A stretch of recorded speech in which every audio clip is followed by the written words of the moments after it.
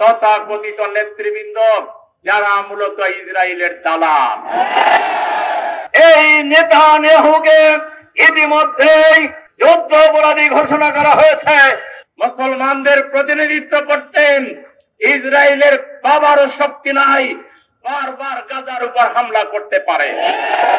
আমি চ্যালেঞ্জ ছুড়ে দিয়ে বলছি, মুসলিম নেতাদের যদি বিন্দু মাত্র আত্মমর্যাদা বোধ থাকে, আল্লাহর দরবারে দাঁড়াবার সেই ভয় যদি থাকে, আপনারা ওআইসির পক্ষ থেকে সকল মুসলিম রাষ্ট্র ঐক্যবদ্ধ হয়ে জিহাদ ঘোষণা করুন।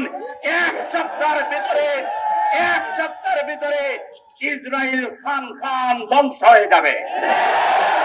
আজকে এই দালাল মুসলিম নেতৃবৃন্দের কারণেই আজকে গাজায় আমার মুসলমান শিশুরা, নারীরা যা কোন যুদ্ধের নীতিতে নাই, আন্তর্জাতিক সকল আইনকে লঙ্ঘন করে তারা নির্বিচারে শিশুকে হত্যা করছে, নারীকে হত্যা করছে, যুদ্ধাপরাধ করছে, তাকে ঠেকানোর কেউ নাই। নিষ্ঠুর ইসরায়েলি বাহিনী ফিলিস্তিনের গাজায় একের পর এক নিষ্ঠুর গণহত্যা পরিচালনা করছে। আপনারা লক্ষ্য করেছেন, এই গণহত্যার লক্ষ্য বস্তুতে পরিণত হয়েছে নারী এবং শিশুরা। এই গণহত্যার লক্ষ্য বস্তুতে পরিণত হয়েছে ফিলিস্তিনের সাধারণ জনগণ। কিন্তু আমরা প্রতিবাদ জানাচ্ছি, আমরা বিক্ষোভ মিছিল করছি। সারা দুনিয়া এই হত্যাকাণ্ডের বিরুদ্ধে, এই গণহত্যার বিরুদ্ধে, এই নারী নির্যাতনের বিরুদ্ধে, এই শিশু হত্যাকারীদের বিরুদ্ধে ফুঁসে উঠেছে।